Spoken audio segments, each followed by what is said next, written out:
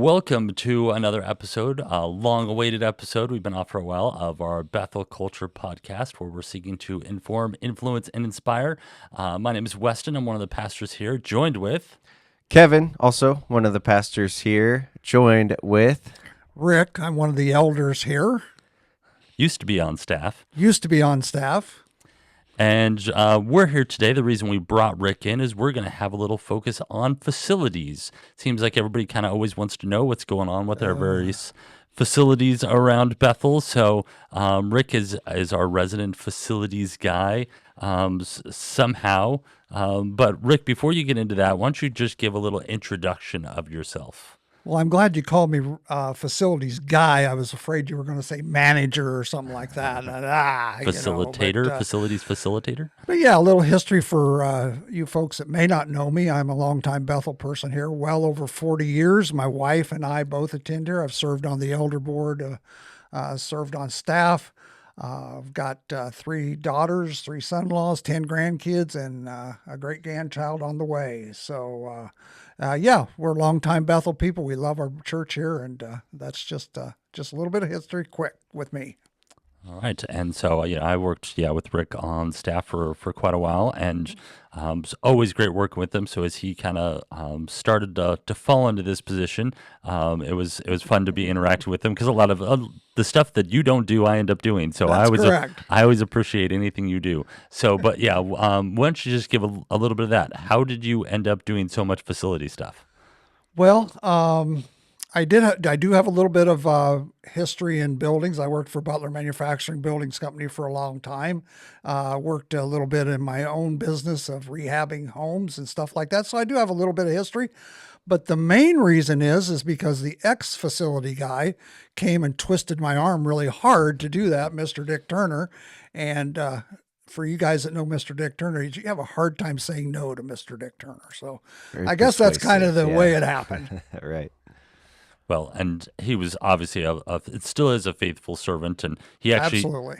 even called today because the elevator people were here, yeah. And so still does a good chunk of that. Yep. So Rick, we've got a number of facility updates. What facility update would you like to give first? Well, obviously, we are filming in the library, and this was our latest project that we did. We kind of done this on our own. The truck club, yay, truck club. For you guys that don't appreciate them, you should. We tackled this project recently. It's just been a great transformation here. And for you folks that may be listening to this, that we really do have a library at Bethel. It may be a secret.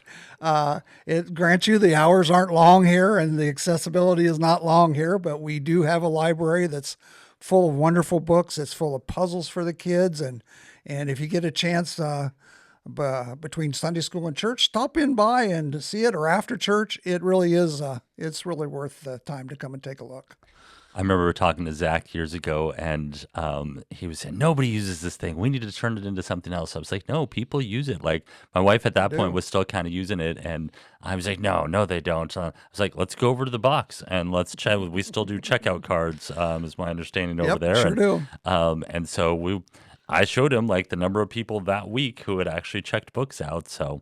and we have a great library staff here, Tony and the ladies that serve in here, and they would just love it if you come in and visit with them. They really take this ministry very seriously of the library. So. We also got some puzzles here behind. Yeah. You can check out a puzzle. And he mentioned that for kids, but 500 piece, 750 piece, 1,000 piece. Yep.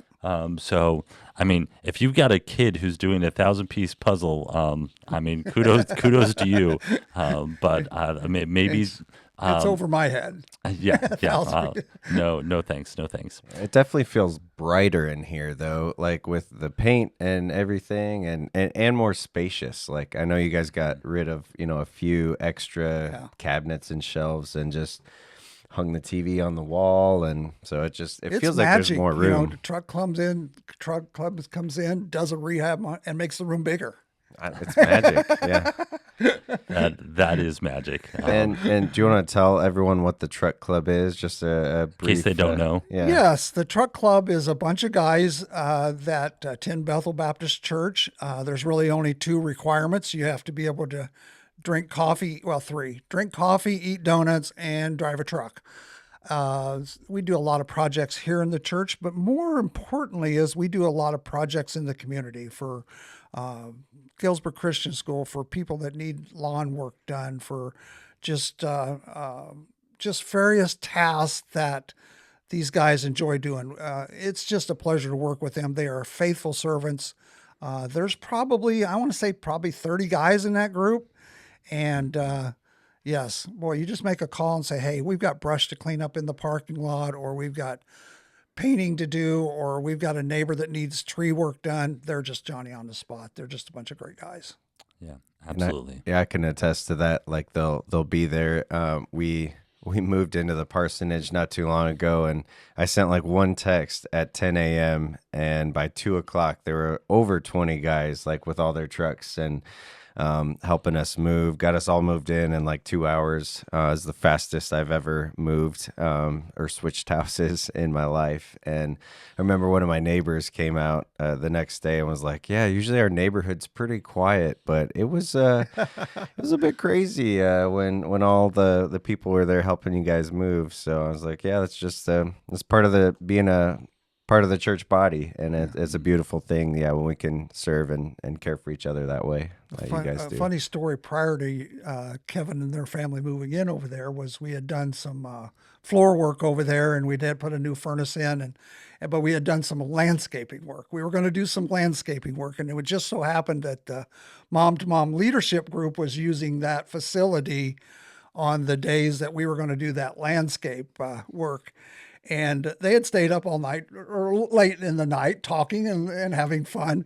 But the truck club shows up with shovels and picks and wheelbarrows at like 8 o'clock in the morning, and they're dumping gravel outside the bedroom windows. And that wasn't even the loudest part, though. The loudest part, from my wife's perspective, who was also staying with the moms, was hearing Rick Welty go, "Hey guys," or like, "Good morning," yeah, from the truck club. So yeah, they were like, none of the rock or gravel woke us up. It was Rick Welty. So, But you never turn down that free labor that you get That's out of those right, guys. yeah. If they're willing, you take them up it's a on it. gift, yeah.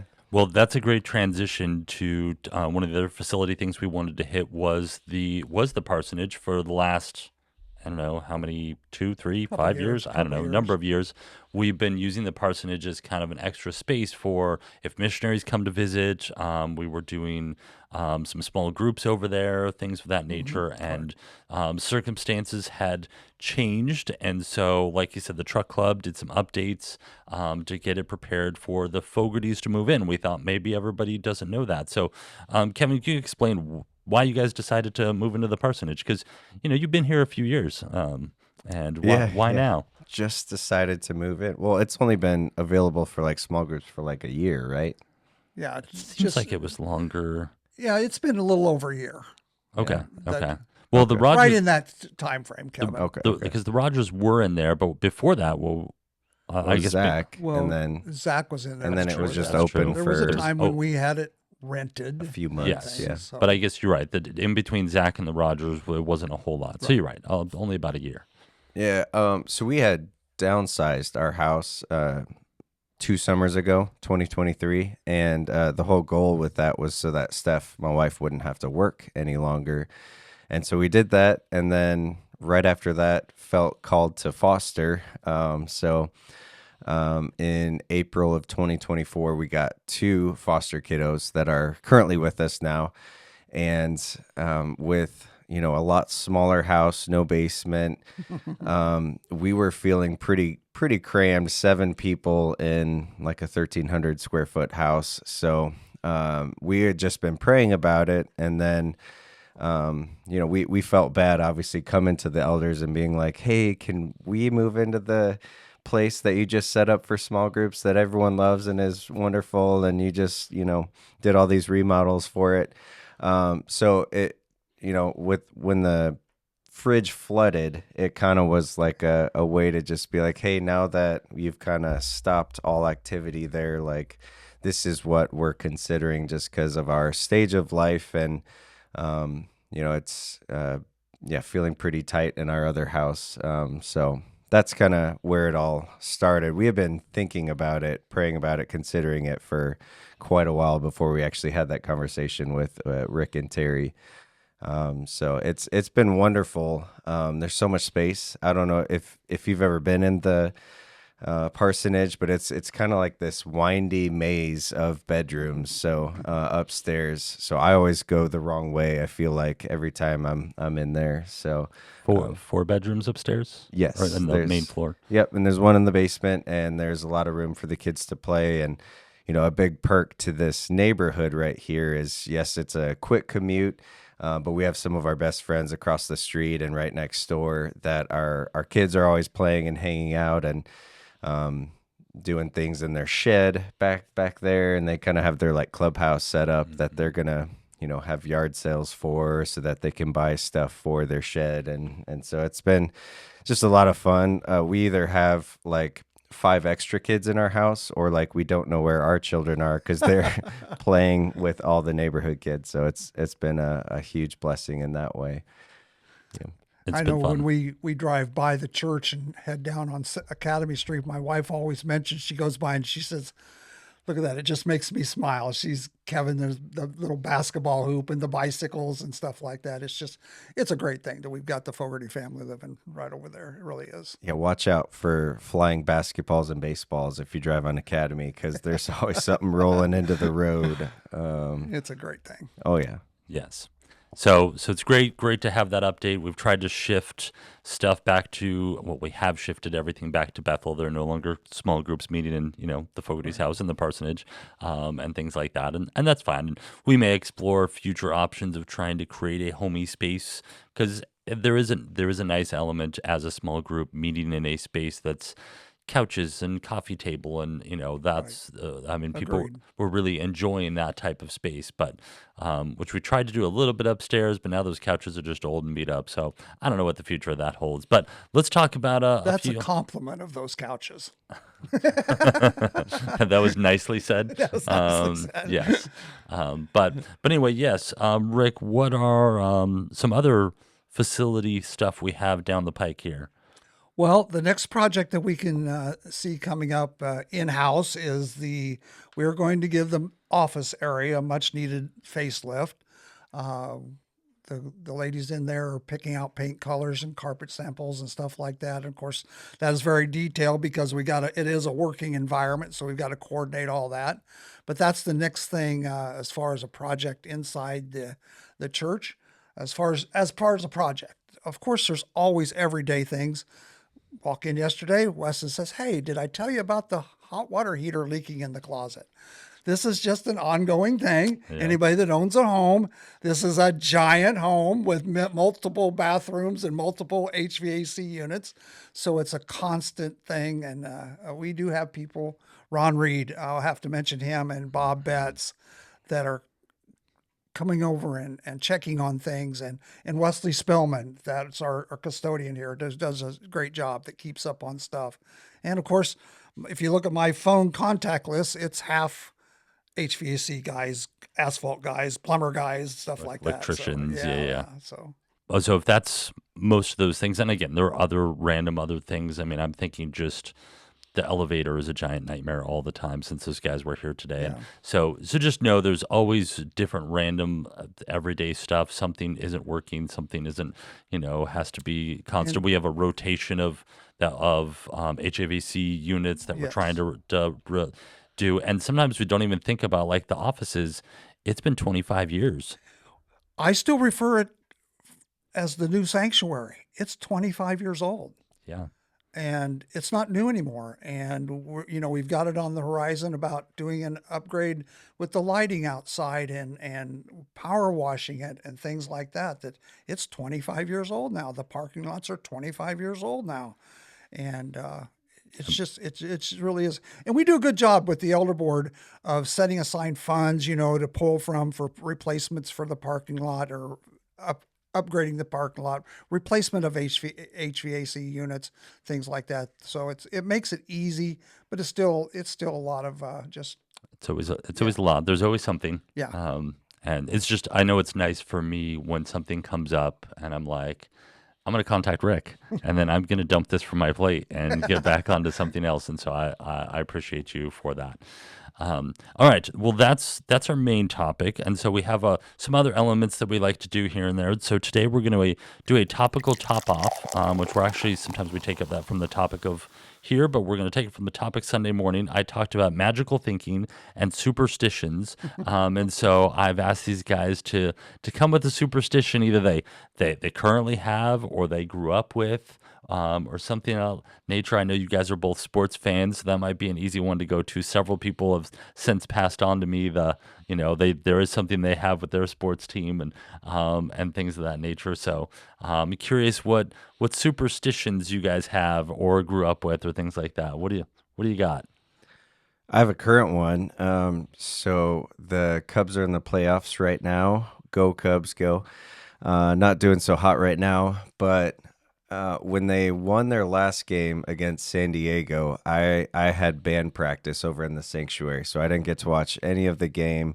I look at my phone after rehearsal, and there's like 30 messages about the Cubs are winning, like let's go. And then the Wingos, Andrew and Sarah, find out that I didn't watch any of the game, and so they're like, "You can't watch any of the rest of the games because we have to win. Like you have to take one for the team. You can't watch When you watch, they lose. Yeah, exactly. And so I watched the last two games and they lost the last two. So the next one's Wednesday and I have our men's group, so I probably won't watch that one, and we'll see what happens. They have to win, otherwise they're done. So I'm not superstitious. I am a little stitious, though. So Andrew Wingo used that a while back. I hadn't heard that is a good before. term. Not superstitious. It's just a little stitious. What about you, Rick? Well, I am not a superstitious person. I do know I've been around the sports world a lot, all my life, and you have these guys that, they wear a certain pair of socks. They don't wash the socks. That's so gross. They really should consider not being quite so superstitious. I will not talk about other parts of clothing that they won't wash either. But I'm not a superstitious person. I think it's, like walking under a ladder. Why would you want to do that anyway? To walk in there. If you hit your head, it's not because of superstition. You should have been walking under a ladder. But I will tell a story of my mom. My mom is really superstitious. And I can remember this. I was a kid. We live in a little town about 4 blocks in any direction. You could be at the edge of town. And she went to the school on Friday the 13th. She got 2 blocks from our house. And if you're driving much more than 10 miles an hour in our town and get in an accident, it is remarkable. But she did on Friday the 13th. So she is you don't do anything on Friday the 13th, That just locked that in. It just locked it in. Yep. I grew up in an age where grandma used to take the salt and throw over their shoulder. I don't know what was the reason for that.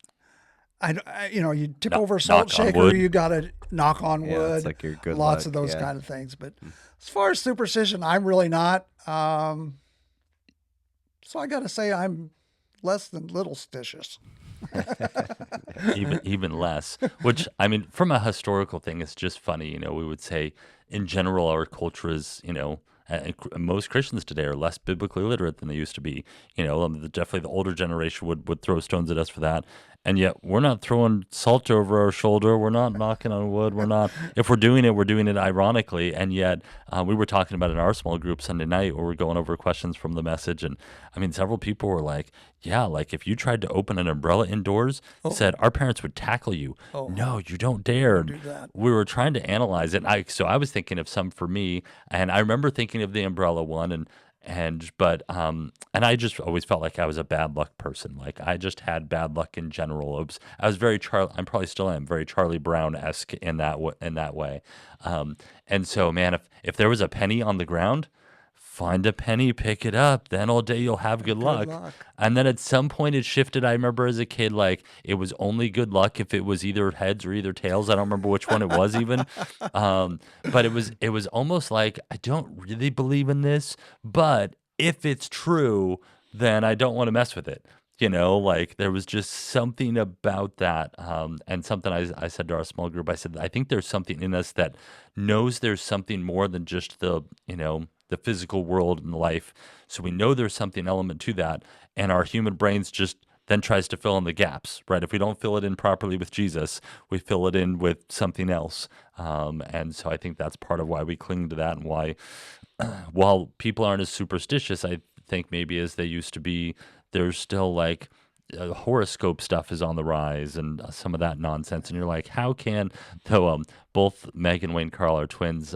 Meg Carl was saying she knew horoscopes were wrong because her and her twin sister were so different.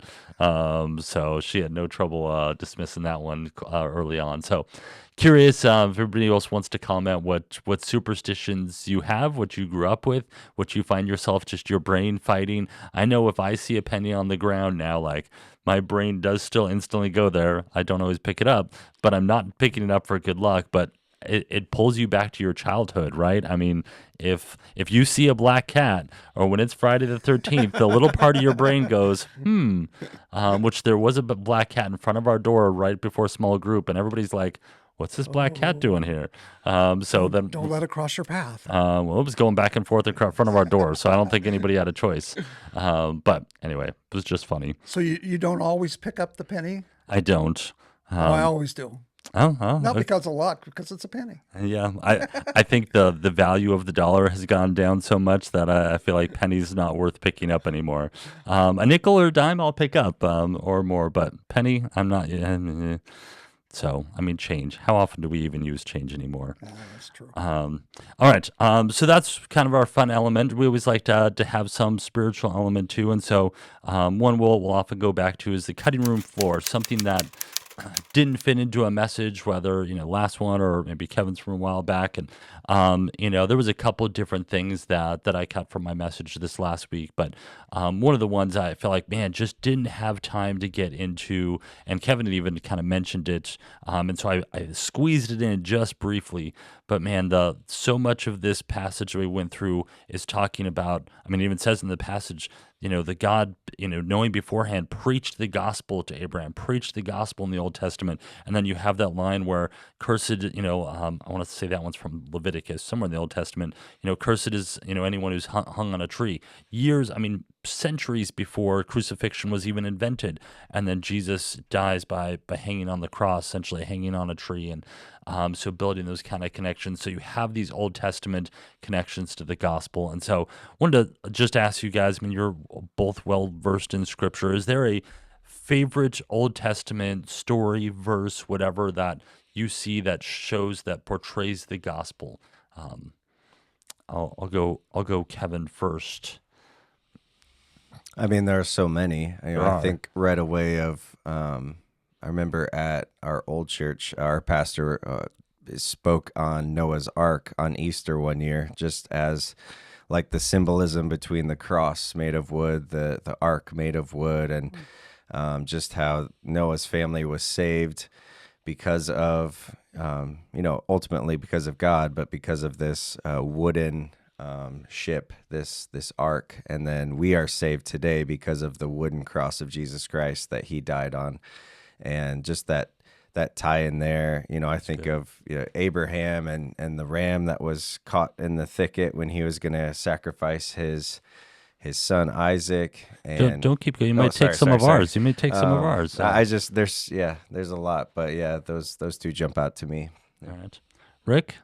Well, when it was funny when I seen that part on when you sent that to me, and I got to thinking, what's your favorite way? I said, and I got, my initial way was, my favorite way is to listen to a pastor that's gifted to preach that, like Pastor Weston and Pastor Kevin, But I do think about it is so interesting to me about those references in Isaiah, and like you said, on and on and on and on about hundreds of years before. The Bible ties together. God knew exactly what he was doing. I can remember way back when I first started coming here, and then I would go to newcomers class. And I was my wife and I were part of the leadership group that took care of the newcomers class. Pastor Lee used to always say, "The Bible's about Jesus from Genesis to Revelation." He said, the Old Testament it's all about someone's coming, someone's coming, someone's coming. The New Testament is someone is here, someone is here. And it doesn't take a lot to read that and see the connection there. And like Kevin said, you can go on with many, many, many references in Psalms. And I never heard that one about Noah, being a kids guy. And I never used that reference. That's one of the stories that all kids hear about, but I didn't hear that side of it like that. That's interesting. Yeah, because usually you'll hear the same word for ark, used for Moses's basket, used for obviously the Ark of the Covenant. Usually hear those connections, but all the way to the gospel. And obviously the book of Isaiah has some amazingly explicit references to the gospel where, there's times you're like, if you are a Jewish person studying the Jewish scriptures, how do you not? Some of those type of things. But one of the, again, there are so many, but one of the ones that always stood out to me, and I'd struggled with this when I was writing my my ordination stuff, because I was had to answer a question kind of like this, and they always want chapter verse. But honestly, the one that stood out to me, and I heard a pastor preach it. Pastor preaching it well always connects. Heard a pastor preach at one time that when you look at the story of the Exodus, they are saved first, and then they're given the law. And as we're spending all this time in Galatians and trying to understand where the law fits, where does our obedience fit, and that the gospel and the Holy Spirit isn't just the start; it's everything. But how does that work in? And the big picture of the whole Exodus story, the whole story of that is they are saved first and then given the law. They're not given the law, and then those who lived it out well, they were saved out of Egypt. That's not how that works. It's really hard to reference that in a paper, and ultimately I was told take that out and put a couple verses in. It's easier to go Isaiah 55 and things like that, which is fine. I did what I was supposed to do, but man, for some reason that always impacted me. That, like you said, God is in charge. He's writing this story. It's basically like he was writing a novel where he wanted to communicate this interesting thing, except he wrote it by using history rather than just, and then had it recorded in the Bible. And so that's the one that always jumps out to me when it comes to that kind of stuff. And so I found that interesting. Hopefully you found a number of these interesting, but that pretty much wraps up our time. And any other things that I missed you wanted to throw in there? No. All right. Well, Rick, thank you for joining us. No problem at all. Kevin, as always, I appreciate your Bethel merch. Yeah, and looks so good. He came in with that one today. So then I decided I'd come in with my black one. And I was wearing my polo Sunday. And whether people noticed, I think the merch store is still open. So now I have to get something. I feel left out. You guys did get some Truck Club shirts. I should have worn that today. Sure should. Could have worn your Truck Club shirt. So. Yep. But yeah, pretty good quality stuff, and it just got cool enough today to wear the long sleeve stuff, so that was nice. Anyway, thank you for joining us, and we will see you in a couple weeks.